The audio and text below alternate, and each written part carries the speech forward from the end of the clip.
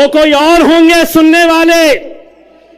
इम्तियाज जलील नहीं सुनेगा, तुम्हारे बाप से आंख में आंख डालकर टक्कर लेगा। कल महाराष्ट्र के अंदर आंधी आ जाए, तूफान आ जाए, कुछ भी आ जाए, खबर में तो मेरा अकबर ही रहने वाला है। बहुत दिनों से इंतजार था तुम्हें कि कब आएंगे, ये लो आ गए।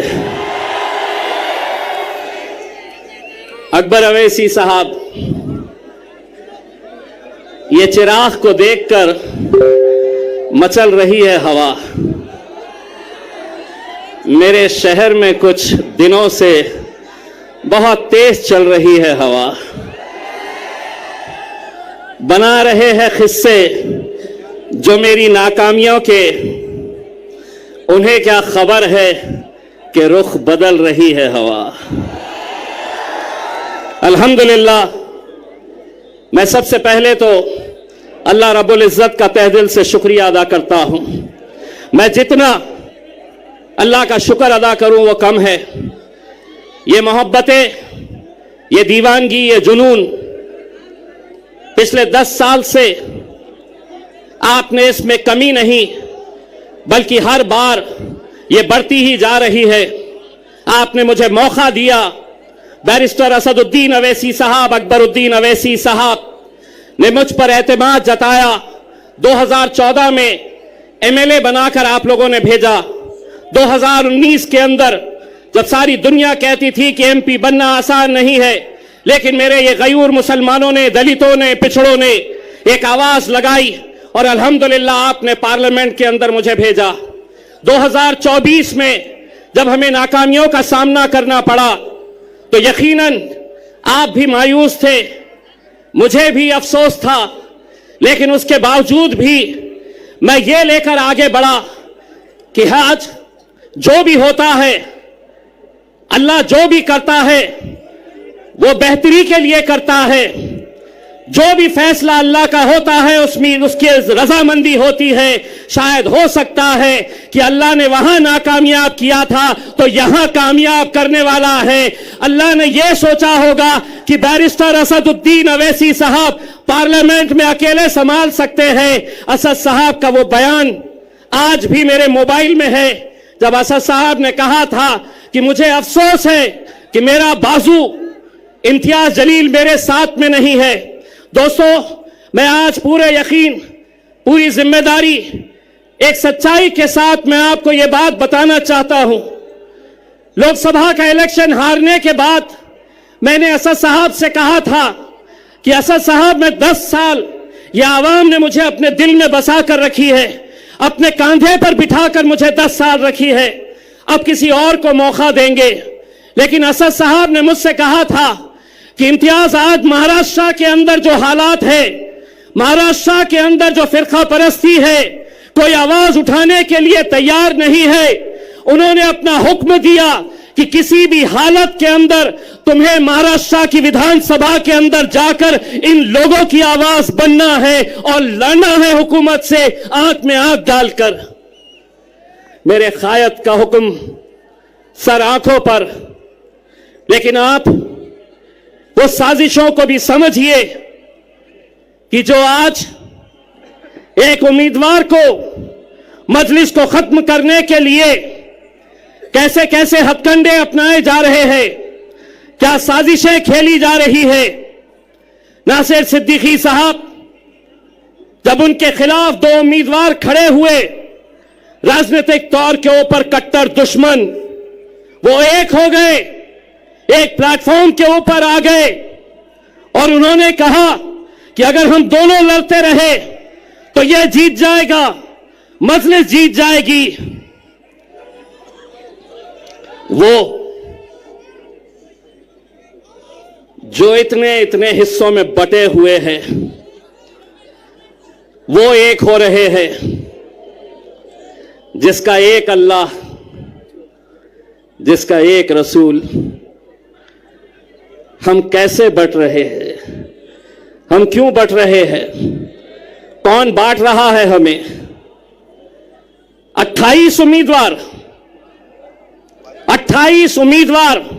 पूरे महाराष्ट्र के अंदर सबसे ज्यादा मुसलमान उम्मीदवार अगर खड़े किए गए तो वो औरंगाबाद की पूर्व सीट से, जहां मजलिस इत्तेहादुल मुस्लिमीन ने मुझे खड़ा किया है, 28 खड़े नहीं हुए, खड़ा किया गया है।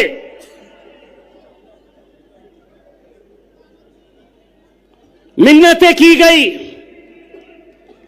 उन्हें समझाने की कि आज हालात क्या है। गाजापुर में हमारे घरों में घुसकर मारा गया, कोई आवाज नहीं, हमने आवाज उठाई। लोकसभा में वक्फ बोर्ड का बिल आया, जिन मुसलमानों ने 2-2 घंटे खड़े रहकर जिन्हें जिताया, वो लोकसभा से बाहर निकल गए। विधान परिषद महाराष्ट्र का पहली मर्तबा 40 सालों में एक भी मुस्लिम एमएलसी, एक भी मुस्लिम विधान परिषद के अंदर नहीं भेजा गया। रामगिरी जब हमारे हुजूर के खिलाफ, नबी करीम सल्लल्लाहु अलैहि वसल्लम के खिलाफ गुस्ताखी करता है, कोई नहीं, कोई नहीं, कोई नहीं आगे आया। अरे हमारा वजूद, हमारी पहचान, हमारी शिनाख्त, हमारी जिंदगी जिसके लिए कुर्बान है, उसके खिलाफ गुस्ताखी हो रही है, तो भी हम अपनी नफरत की राजनीति में बटे हुए हैं। लोग समझते थे कि वो बोलेगा और हम सुन लेंगे, वो कोई और होंगे सुनने वाले। इम्तियाज जलील नहीं सुनेगा, तुम्हारे बाप से आंख में आंख डालकर टक्कर लेगा। एक आवाज हमने क्या लगाई, अल्हम्दुलिल्लाह पूरा हिंदुस्तान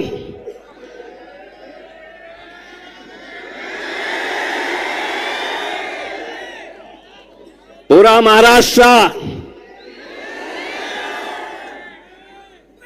बोले इतने कहां से आए, इतने। एक पैगाम देने के लिए हम निकले थे और एक बार फिर से कह रहे हैं, एक बार फिर से कह रहे हैं, आप हमें गाली दो, हमारे खिलाफ बोलो, हम सुन लेंगे, लेकिन हुजूर के खिलाफ अगर कोई गुस्ताखी करेगा, ईंट का जवाब।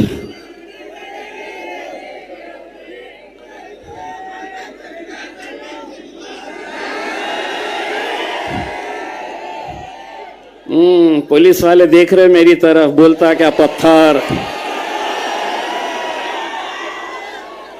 पत्थर बोलता क्या, पत्थर बोला कि केस होता मेरे ऊपर। तो मैंने भी क्या बोला, ईंट का जवाब। जिसको समझना था वो समझ गया। हुकूमत को हम एक पैगाम देने के लिए गए थे मेरे भाई। वो पैगाम था, बनकर तूफान, बगावत का सैलाब आएगा, अगर जुल्म हद से बढ़ेगा तो इनकलाब आएगा। मेरे भाई, इस इलेक्शन के अंदर मुझे तो ऐसा लग रहा है कि जितने मुसलमान उम्मीदवार खड़े हुए हैं, उनकी लड़ाई भाजपा से नहीं है, उनकी लड़ाई शिवसेना से नहीं है। जहां 4 लोग जमा हो गए, वहां बस इम्तियाज जलील, सिर्फ इसी का चर्चा। लेकिन हमारा मुकाबला भारतीय जनता पार्टी से है। कितने पैसे बांटेगा अतुल सावे, कितने बांटेगा? बांट बांट के मुझे दोस्तों, आपको लग रहा होगा कि 28 में से 3 लोगों के फॉर्म रिजेक्ट हो गए, 10 लोग वापस हो गए। लेकिन कौन है ये वो 10 लोग? मैं नाम के साथ बताता हूं। समद बागवान इलेक्शन में क्यों खड़ा है? बोले मार्केट यार्ड में मैं फोन करता हूं तो कचरे की गाड़ी आती है, इसलिए मुझे एमएलए बनना है। मैं ऐसे लोगों को आपके सामने लाना इसलिए चाहता हूं कि कल 3 बजे तक जब वापस लेने का फॉर्म वापस लेने का वक्त था, मेरे लोग जा जाकर गिड़गिड़ा रहे थे। जानते हैं उस शख्स ने क्या जवाब दिया? अगर 5 लाख रुपए देंगे तो बैठता हूं, नहीं तो जल्दी बोलो, भाजपा वाले मुझे फोन कर रहे हैं इससे ज्यादा देने के लिए। ये दौर में हम आ गए हैं कि जहां कौम के 10-15 लोग पूरे लाखों लोगों की दलाली करने के लिए निकले हुए हैं। हर इलेक्शन के अंदर इलेक्शन को धंधा बना दिया गया है।